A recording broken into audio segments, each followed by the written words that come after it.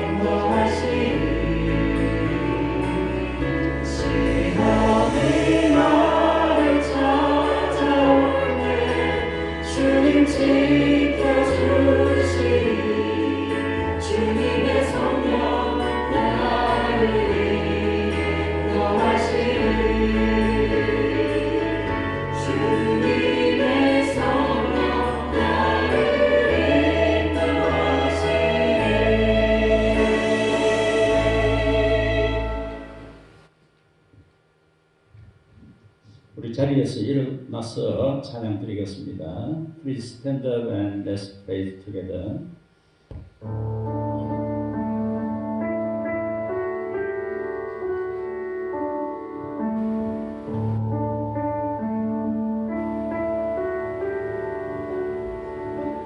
In the darkness we were waiting without hope, with love to forget you came running. There was mercy in your heart to fulfill the and promise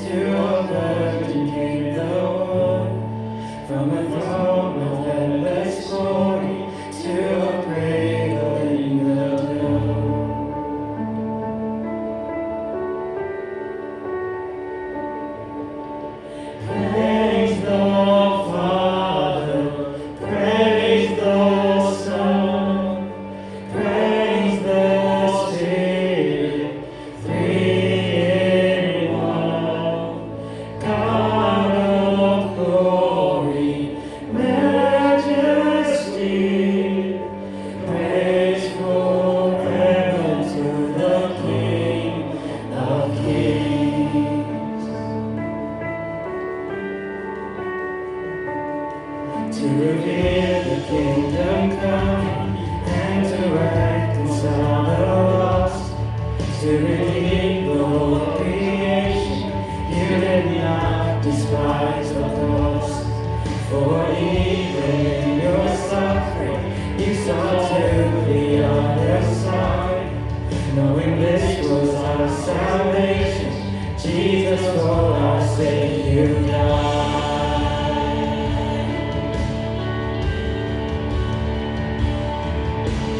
Praise the Father, praise the Son, praise the Spirit, three in one.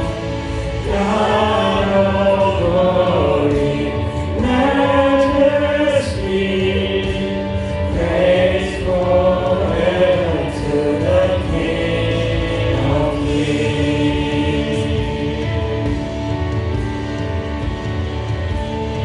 In the morning that you rose, all of heaven held its breath, till that storm was moved for good, for the Lamb had conquered death. And the devils from their tombs, and the angels stood in awe, for the souls of all who come to the Father are restored. And the church of Christ was born, then the Spirit with the faith. Now this gospel truth of all shall not be, shall not fade. By His blood within His name, in His freedom I am free. For the love of Jesus Christ, who has resurrected me.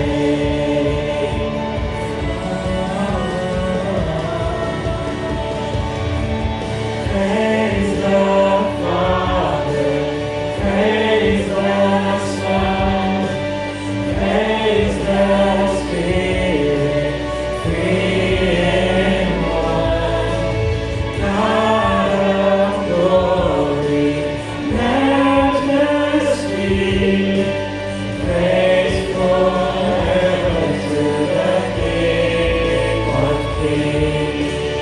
Praise forever to the King of Kings.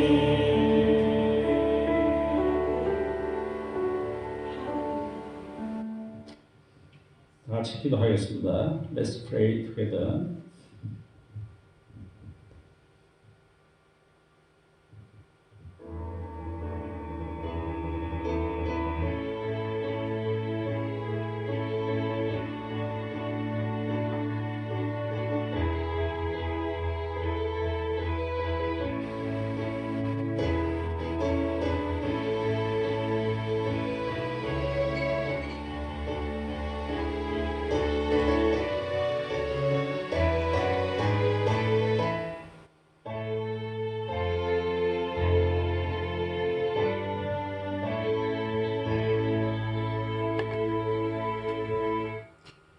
외치는 자의 소리여 이르되 너희는 광야에서 여호와의 길을 예비하라. 사막에서 우리 하나님의 대로를 평탄하게 하라. The voice of one calling in the desert, prepare the way of the Lord. Make straight in the wilderness in a highway for our God. 사랑과 은혜가 풍성하신 하나님 아버지, 오늘도 저희들에게 거룩한 주님의 날을 주시고 거룩하신 아버지 앞에 예배드리게 하심을 감사드립니다. Heavenly Father, full of love and grace, thank you for giving us a holy Lord today and allowing us to worship Holy Father. 오늘 저희들의 예배 가운데 삼위 하나님께서 긍휼과 사랑으로 오셔서 저희들과 교제하시며 저희들의 예배를 받으시고 저희들에게 예배의 기쁨이 한량없이 넘치게 해 주시옵소서. Today in our worship, may the triune God come with mercy and love, fellowship with us, receive our worship, and the joy of worship overflow upon us without limit. In Jesus' name I pray. Amen. Amen. 신앙 고백하겠습니다. We will confess our faith by the Apostles' Creed. I believe in God the Father Almighty, maker of heaven and earth, and in Jesus Christ, His only Son, our Lord, who was conceived by the Holy Spirit, born of the Virgin Mary, suffered under Pontius Pilate, was crucified, dead, and buried. He descended into hell. The third day He rose again from the dead. He ascended into heaven and sat on the right hand of God the Father Almighty. From thence He shall come to judge the quick and the dead. I believe in the Holy Spirit, the holy universal church, the communion of saints, the forgiveness of sins, the resurrection of the body, and the life everlasting. Amen. 교동문 117번입니다. Versicle 117, Advent Sunday 3.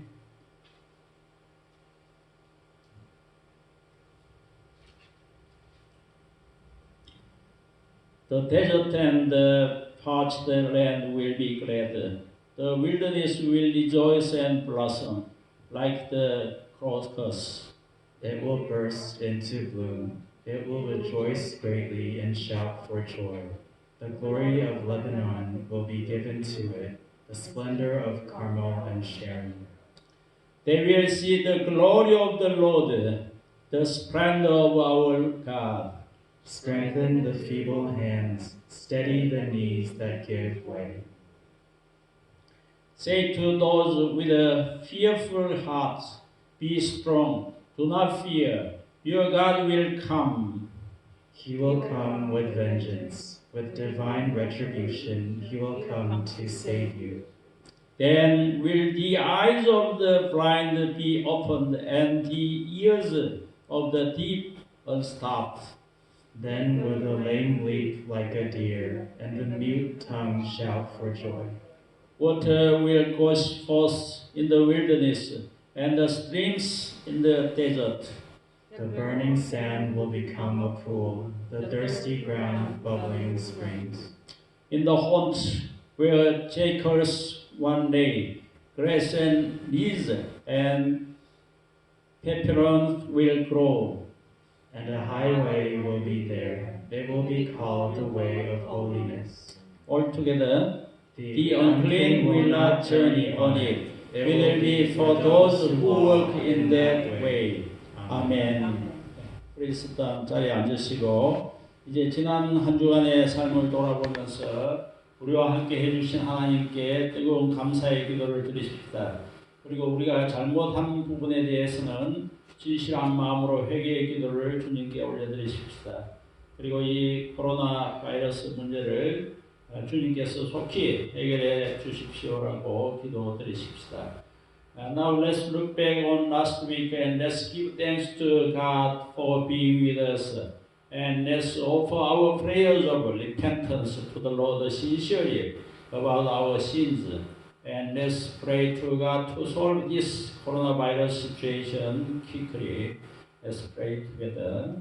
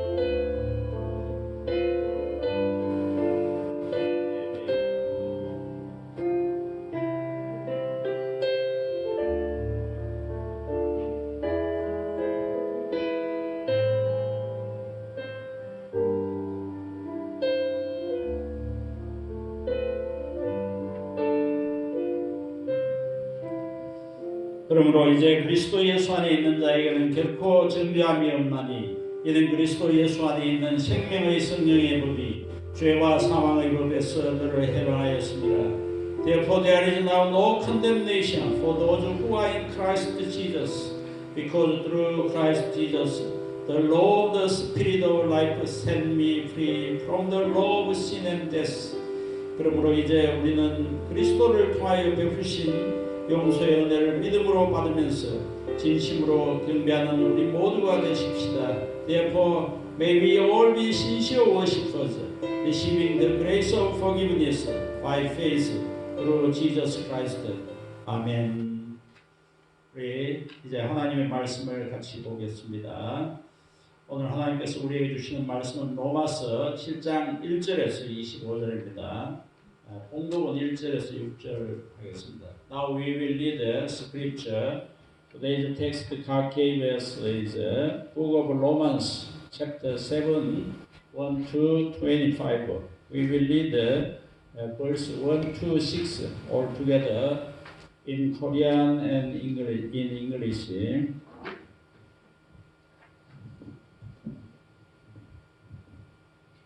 7장 1절입니다. 다 같이 6절까지 보겠습니다. 시작. 형제들아, 내가 법하는 자들에게 말하노니 너희는 그 법이 사람이 살 동안만 그를 주관하는 줄 알지 못하느냐.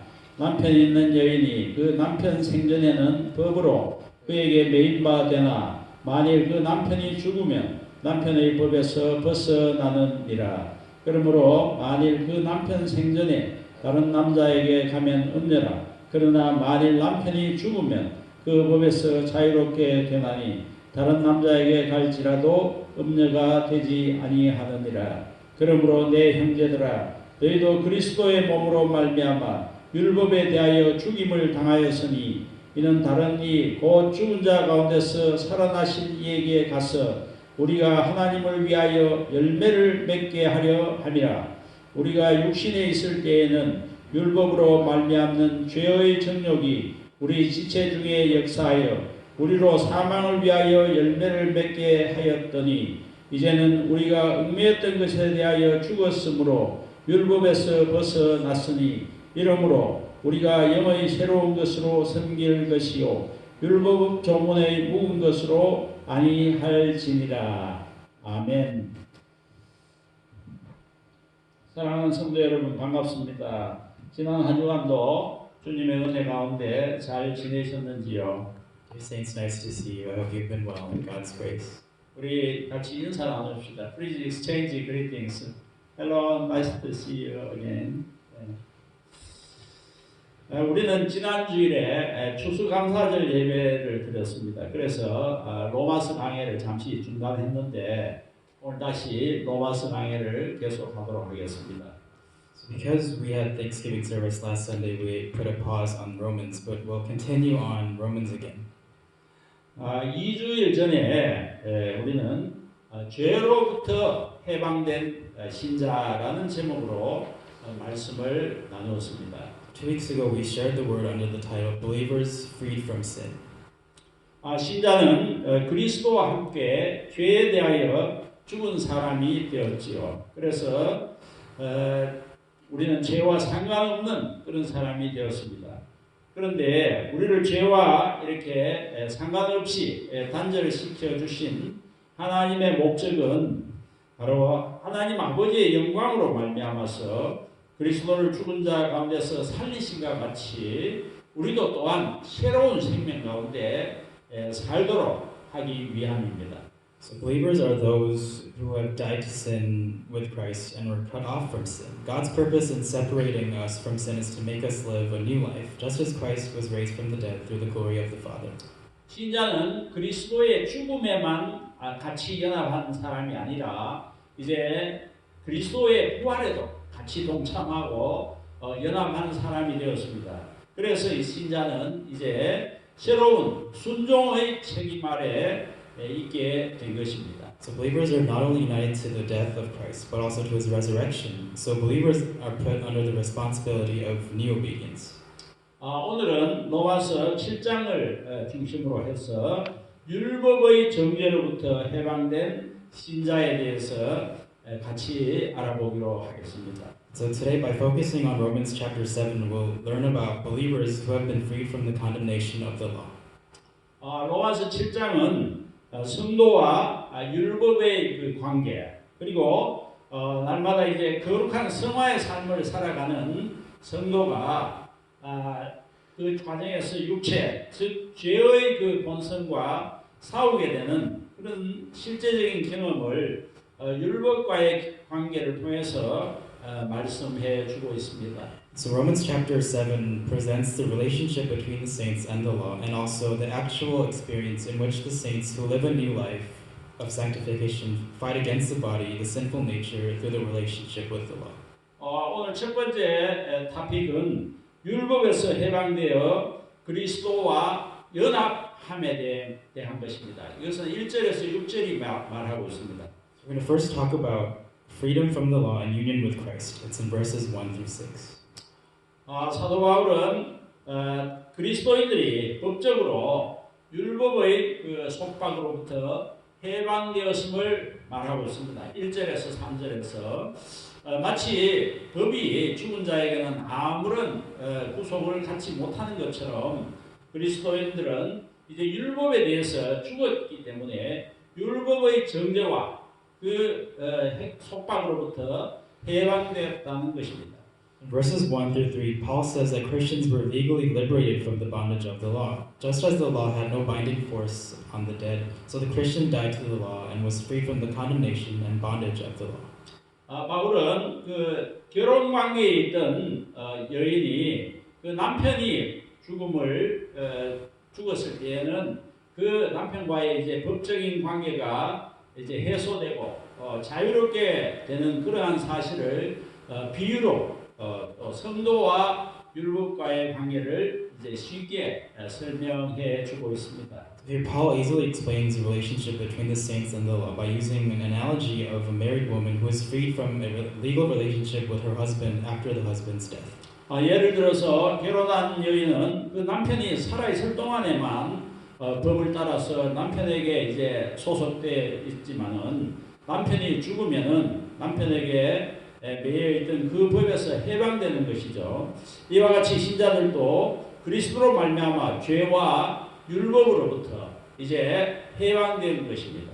Specifically, for example, by law, a married woman is bound to her husband as long as he's alive. But if her husband dies, she's released from the law of marriage. We also were released from sin and the law through Christ. 그리고 4절에서 6절은 그리스도와 연합한, 이렇게 그리스도와 이제 합한 신자의 새로운 생활에 대해서 말씀해 주고 있습니다. In verses 4 to 6, it tells us the new life of believers united with Christ. 이제 우리는 다른 분, 이제 율법에 속하지 아니하고 다른 분, 곧 죽은 사람들 가운데서 살아나신 그리스도 예수께 속하게 되었습니다. So now we belong to another, which is Christ, who was raised from the dead. 신자는 십자가에 못 박힌 우리 예수님과 함께 연합해서 율법에 대해서 이제 죽었기 때문에 이제는 죽음 가운데서 살아나신 부활의 그리스도에게로 가서 그분과 이제 연합하게 된 것입니다. So the believer, by uniting with the crucified Christ and by death to the law, now goes to and lives in unity with the resurrected Christ who rose from the dead. 그러면은 우리를 이제 율법에서 벗어나게 하고 그리스도에게로 속하게 하신 하나님의 목적은 무엇입니까? 그것은 우리로 하여금 이제는 하나님을 위하여 열매를 맺게 하고자 하는 것입니다. So then what is God's purpose? To lead us out of the law and to belong to Christ. And that is to make us bear fruit for God.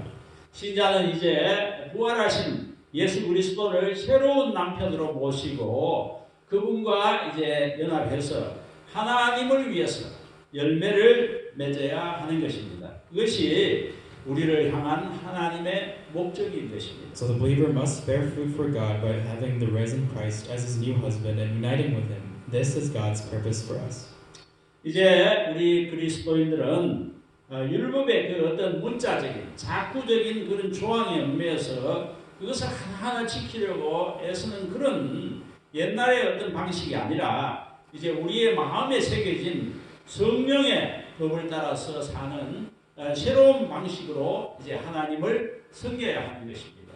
Therefore, now we Christians should serve God in a new way of living by the law of the Holy Spirit engraved in our heart, not the old way of trying to keep it bound by the literal provisions of the law. 그러나 이제 율법으로부터 해방된 우리 신자의 자유는 그저 아무 주인도 없이 그저 방종적인 자유, 마음대로 무엇이든지 하는 그러한 자유가 아니라 이제 새로운 주인을 섬기는 그런 자유인 것입니다. The freedom of a believer freed from the law is not to indulge in a sinful life without any master, but to serve a new master in a new life. 갈라디아서 5장 13절을 같이 보겠습니다. We will read Galatians chapter 5 verse 13.